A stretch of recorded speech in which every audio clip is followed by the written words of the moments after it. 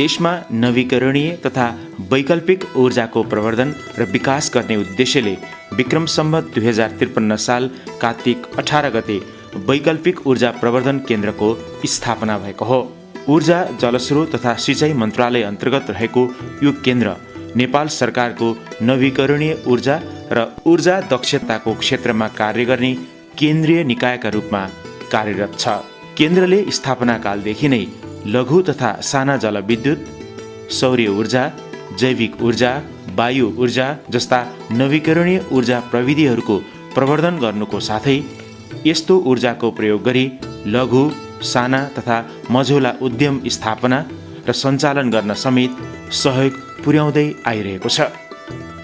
साथै देश संहितामा गइसकेपछि केन्द्रले ऊर्जा दक्षता सम्बन्धी कार्यहरू गर्ने, नवीकरणीय ऊर्जा सम्बन्धी जलवायु परिवर्तन तथा कार्बन उत्सर्जन न्यूनीकरण सम्बन्धी कार्यक्रमहरू सञ्चालन गर्ने र राष्ट्रिय तथा अन्तर्राष्ट्रिय स्रोत साधनका आधारमा तयार गरिने वैकल्पिक ऊर्जा तथा ऊर्जा दक्षता विकासको कार्यक्रमहरू प्रदेश तथा स्थानीय तहसम्म प्रभावकारी रूपमा कार्यान्वयन गर्ने गराउने थप जिम्मेवारी पाएको छ।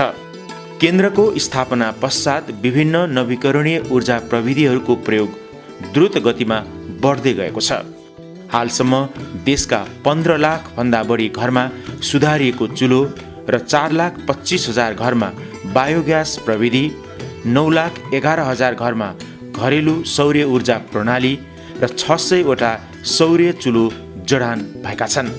त्यस्तै 2000 लघु तथा साना जलविद्युत आयोजना मार्फत करिब 32.5 मेगावाट विद्युत उत्पादन भएको र 563 किलोवाट बराबरका सौर्य तथा सौर्य वायु ऊर्जा मिश्रित मिनी ग्रिड प्रणाली जडान भएका छन्। देशभर झण्डै 2000 संस्थागत सौर्य ऊर्जा प्रणाली र 1300 भन्दा बढी सौर्य खानेपानी तथा सिँचाइ प्रणाली जडान भएका छन्।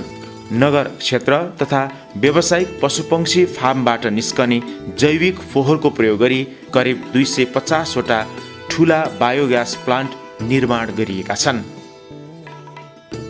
कुल ऊर्जा सम्मिश्रणमा केन्द्र मार्फत प्रवर्धन गरिएका नवीकरणीय ऊर्जाको हिस्सा 3.2% पुगेको छ, जुन केन्द्रको स्थापना कालमा नगण्य थियो।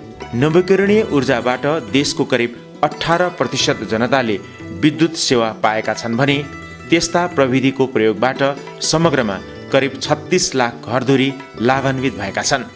यसरी उत्पादित ऊर्जाबाट परम्परागत ऊर्जामा भर पर्नुपर्ने उपभोक्ताले स्वच्छ ऊर्जामा पहुँच पाएका छन् भने स्थानीय स्तरमा लघु, साना तथा मझौला उद्योग सञ्चालनले आर्थिक क्रियाकलाप वृद्धि भई रोजगारीका अवसर सृजना हुँदा लक्षित जनताको जीवन स्तरमा सुधार आएको छ।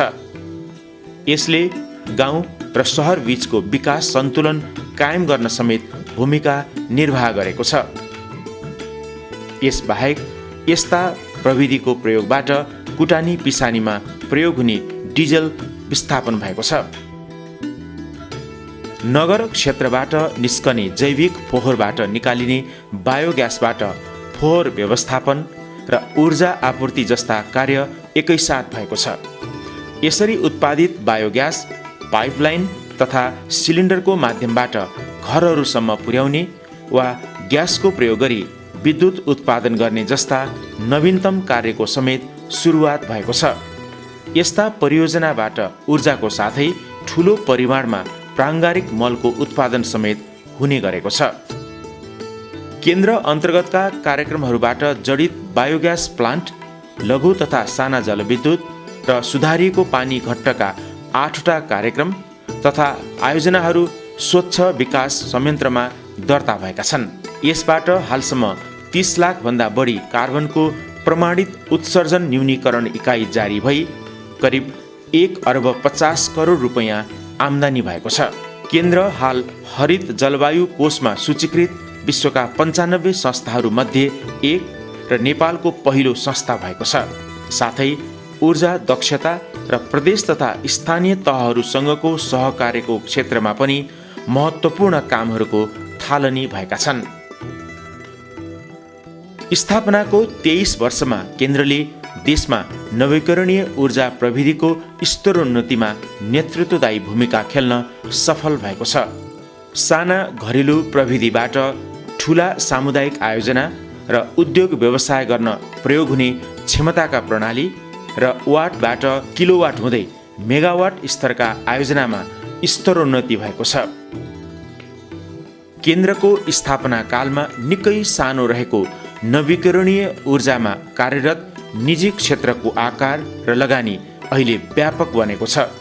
साथै ठूलो स्तरका प्रणालीमा बैंकिङ लगानी बढेको छ।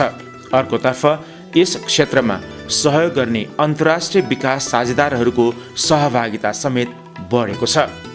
सङ्घीय नेपाल र ऊर्जा दक्षता र जलवायु परिवर्तनको भूमिका केन्द्रको कार्यक्षेत्रको रूपमा आएको सन्दर्भमा सङ्घको साथै प्रदेश र स्थानीय सरकारहरूसँग नियमित समन्वय गरी नवीकरणीय ऊर्जाको क्षेत्रमा प्राविधिक सहयोग मार्फत प्रदेश र स्थानीय सरकारहरूको क्षमता अभिवृद्धिमा सहयोग पुर्याउने संस्थाको रूपमा स्थापित हुनेतर्फ केन्द्र अगाडि बढेको छ। विभिन्न सरकारी निकायहरू, अन्तर्राष्ट्रिय विकास साझेदारहरू, गैर सरकारी संस्थाहरू तथा निजी क्षेत्रसँगको बलियो सहकार्य, समन्वय र सहयोगमा केन्द्रले गौरवमय 23 वर्ष पूरा गरेको छ। साथै अबको सङ्घीय नेपालमा पनि आफ्नो भूमिका दृढ रूपमा निर्वाह गर्दै अगाडि बढ्नेछ र सदा जस्तै अबको यात्रामा पनि सम्पूर्ण सरोकारवालाहरूको साथ र सहकार्यको अपेक्षा केन्द्रले गरेको छ।